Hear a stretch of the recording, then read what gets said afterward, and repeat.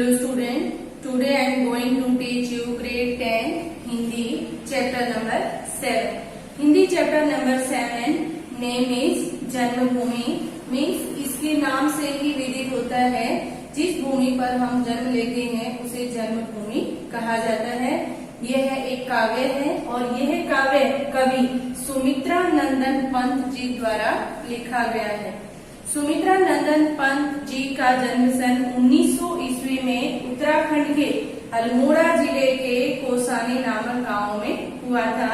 उनकी प्रारंभिक शिक्षा अल्मोड़ा और कोसानी में हुई थी। मैट्रिक उत्तीर्ण करके आगे की पढ़ाई उन्होंने वाराणसी में और फिर प्रयाग में की थी। सन 1921 के गांधी जी के असहयोग आंदोलन के कारण इन्होंने पढ़ाई छोड़नी पड़ी थी और इन्होंने असहयोग आंदोलन में भाग लिया। पंत जी ने अनेक कहानियां, नाटक और कविताएं भी लिखी हैं। पंत जी द्वारा चिदम्बरा पर ज्ञानपीठ पुरस्कार मिला है। उनके द्वारा लिखा गया चिदम्बरा पर उन्हें ज्ञानपीठ पुरस्कार मिला है। तो यहाँ पर जन्मभूमि काव्य में कवि ने जन्मभूमि का महत्व बताते हुए प्रकृति का गौरवगान किया है। पंत जी का कहना है कि भारत हमारा देश है और हम अपने देश पर गर्व करते हैं। ये हमारी जन्मभूमि है और हमारे देश में हिमालय जैसा पर्वत है जो हमारे देश का सिरमौर है, हमारे देश का ताज है। हमारे देश में गंगा यमुना जैसी पवित्र नदियां बहती हैं और हमारे देश में राम लक्ष्मण जैसे महापुरुषों ने जन्म लिया था। हमारे देश में सावित्री, राधा जैसी महान नारियां या सुंदर नारियों ने जन्म लिया है जो हमारे देश की नारी रत्नों में कही जाती है। तो इस तरह से कवि ने अपनी जन्मभूमि का गुणगान करते हुए यह काव्य लिखा है। तो इन्होंने अपने काव्य में क्या लिखा है देखिए। जननी जन्मभूमि प्रिय अपनी जो सर्वगाद अपि चिरगृहसी। जननी का अर्थ होता है जो जन्म देने वाली होती है, मीन्स माता। जननी का अर्थ है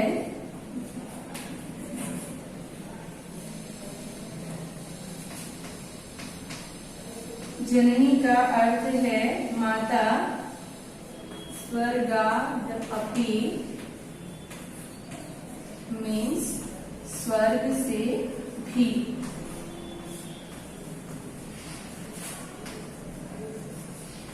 स्वर्ग से भी। और चिर का अर्थ होता है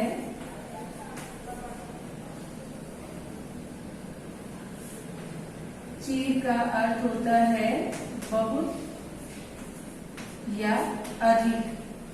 गृहसी का अर्थ होता है श्रेष्ठ।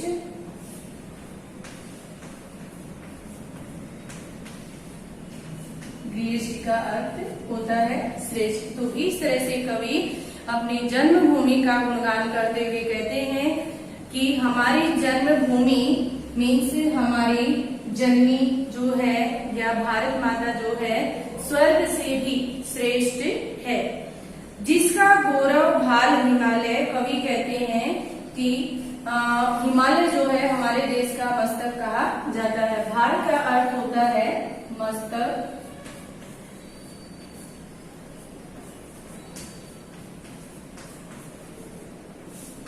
भाल का अर्थ होता है मस्तक को। कवि कहते हैं कि हिमालय हमारे देश का मस्तक है और यही हमारे देश का गौरव है। स्वर्ण धरा हस्ती चिर शाही। कवि कहते हैं चिर मीन्स सदा भी होता है, इसका अर्थ कवि कहते हैं स्वर्ण यानी सुनहरी, धरा मीन्स धरती। तो कवि क्या कहते हैं कि हमारी धरती, धरा मीन्स धरती। तो कवि कहते हैं कि हमारी धरती सुनहरी है और हमेशा प्रफुल्लित होती रहती है, मीन्स सदा हंसती रहती है। ज्योति ग्रथित गंगा यमुना जल। और कवि कहते हैं कि हमारी मातृभूमि गंगा यमुना जैसी पवित्र नदियों के जल से गुथी हुई है। वह जन जन के हृदय में बसी। और इस तरह से यह हमारे देश के सभी लोगों में या उनके दिलों में बसी हुई है। फिर से रिपीट करती हूँ, कवि अपनी जन्मभूमि का गुणगान करते हुए कहते हैं कि हमारी जन्मभूमि स्वर्ग से भी अधिक श्रेष्ठ है। हमारे जो हिमालय है वह हमारा मस्तक है, हमारा सिरताज है, सिरमौर है, हमारा देश है, उसमें गंगा यमुना जैसी पवित्र नदियां बहती हैं। इस तरह से यह जन जन के हृदय में बसा हुआ है, जिसे राम लक्ष्मण और सीता बना गए पद धूलि पवित्र। कवि कहते हैं कि राम लक्ष्मण जैसे महान पुरुष और राम की पत्नी सीता, तो इस तरह से कवि कहते हैं कि ऐसे पुरुषों के पैरों की धूलि से हमारी धरती जो है पवित्र हो गई है। पद धूलि मीन्स पैरों की धूल, पद मीन्स पैर और धूलि मीन्स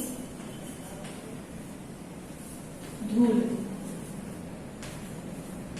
तो कवि कहते हैं कि उनके पैरों की धूल से यह पुनीता का अर्थ होता है पवित्र।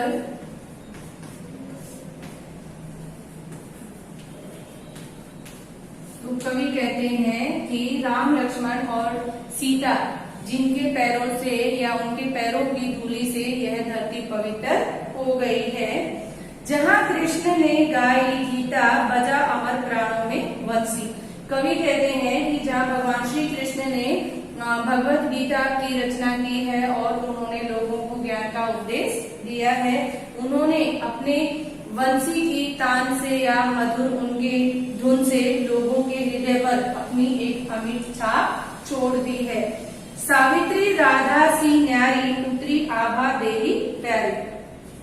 कवि कहते हैं कि हमारे देश में सावित्री और राधा जैसी महान नारियों ने जन्म लिया है, जिनकी आभा से पुत्री आभा देवी प्यारी। आभा देवी प्यारी यानी जिनकी आभा से मानव जाति प्रकाशित होती रहती है। आभा मीन्स चमक। शीला बनी तापस सुकुमारी। कवि कहते हैं कि यहाँ पर शीला का अर्थ क्या बताया उन्होंने? पत्थर। शीला का अर्थ है पत्थर और तापस का अर्थ है तपस्या करने वाली।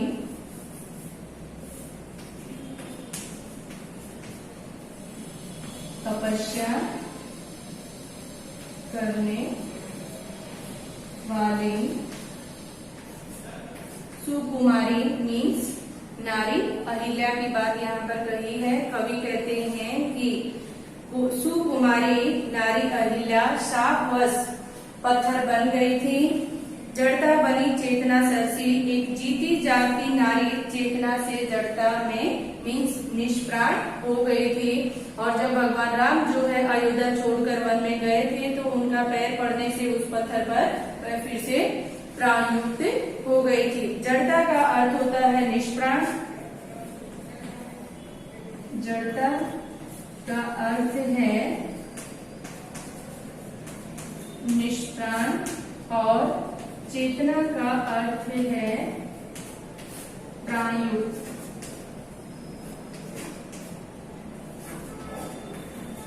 तो कवि कहते हैं कि नारी अहिल्या शापवश पत्थर बन गई थी और वह जीती जागती नारी निष्प्राण हो गई थी। किसकी वजह से? उनके पति के द्वारा दिए गए शाप की वजह से। और भगवान राम का जब अयोध्या छोड़कर वन में गए थे तो वहां पर घूमते हुए वन में उनका जब उस पत्थर पर पैर पड़ा था तो फिर से जो है वो प्राणयुक्त हो गई थी। शांति निकेतन जहाँ तपोवन। हमारी जन्मभूमि की महिमा निराली है। तो कवि यहाँ पर क्या कहते हैं? कवि कहते हैं शांति निकेतन जहाँ तपोवन, जहाँ पर शांति निकेतन जैसा तपोवन है, ध्यानावस्थित हो ऋषि मुनिगण, और जहाँ पर ऋषि मुनियों का जो समूह है, गण मीन्स समूह है, जहाँ ऋषि मुनि ध्यानावस्थित होकर मीन्स ध्यान में मग्न होकर जहाँ पर तप करते हैं। चित नभ में करते थे विचरण, और ऐसा लगता है जैसे वे ज्ञान रूपी मंडल में विचरण करते थे मीन्स घूमते थे। विचरण का अर्थ होता है घूमना।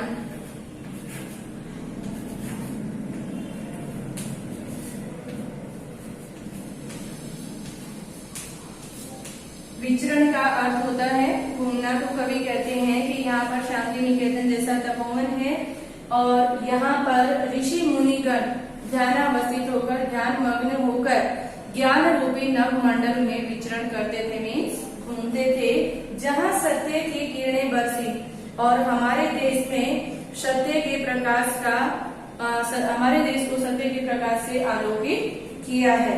आज युद्ध जर्जर जग जीवन पुण्य करेगा मंत्रोच्चार। कवि कहते हैं कि यह सब होते हुए हमारे देश में, पूरे संसार में ऐसे लगता है जैसे आज हमारे देश में चारों तरफ युद्ध का वातावरण फैला हुआ है, मीन्स युद्ध से जर्जर है। इसके लिए हमें फिर से मंत्रों का उच्चारण करना पड़ेगा। अगर अपने देश के अंदर शांति लानी है तो हमें फिर से उन्हीं मंत्रों को फिर से जाप करना पड़ेगा या उन्हीं मंत्रों को फिर से उच्चारण करना पड़ेगा। वह वैसुदेव बना कुटुंबकम और पूरा विश्व मिलजुल कर फिर से एक बन जाएगा और सभी लोगों में वैसुदेव कुटुंबकम की भावना आ जाएगी। उसके मुख पर ज्योति नवल और कवि कहते हैं कि उसके मुख पर ऐसे लगेगा जैसे एक नई चमक आ गई हो। जननी जन्मभूमि प्रिय अपनी जो सरगार कपि चीर ग्रेसी। कवि अपनी जन्मभूमि का गुणगान करते हुए कहते हैं कि हमारी जन्मभूमि स्वर्ग से भी अधिक श्रेष्ठ है। तो मनुष्य जीवन क्या समझता है? मनुष्य समझते हैं कि स्वर्ग जो है सबसे श्रेष्ठ है, परंतु यहाँ पर कवि अपनी जन्मभूमि को स्वर्ग से भी अधिक श्रेष्ठ मानते हैं। तो कवि अपनी जन्मभूमि का गुणगान करते हुए अपनी जन्मभूमि पर गर्व महसूस करते हैं कि मैंने भारत जैसे देश में जन्म लिया है, जहाँ पर हिमालय जैसा पर्वत है जो हमारे देश का सिरमौर है, सिरताज है, जहाँ पर गंगा यमुना जैसी पवित्र नदियां बहती हैं, जो कि ऋषि मुनियों की धरती कहलाती है। और यहाँ पर राम लक्ष्मण और सीता जैसे लोगों ने जन्म लिया है और उनके पैरों के दूध से यह धरती पवित्र हो गई है। और हमारे देश में सावित्री राधा जैसी सुंदर नारियों ने जन्म लिया है। और हमारे देश में शांति निकेतन जैसा तपोवन है जहाँ पर ऋषि मुनि ध्यानावस्थित होकर या ध्यान मग्न होकर ज्ञान रूपी नव मंडल में विचरण करते हैं, मीन्स घूमते हैं। तो इस तरह से कवि ने अपनी जन्मभूमि का गुणगान करते हुए यहाँ पर अपने देश पर गर्व करते हैं। तो इस तरह से आप इस वीडियो को देख लीजिए, सुन लीजिए और फिर से स्वयं भी इसे एक बार रीड कर लीजिए। Thank you.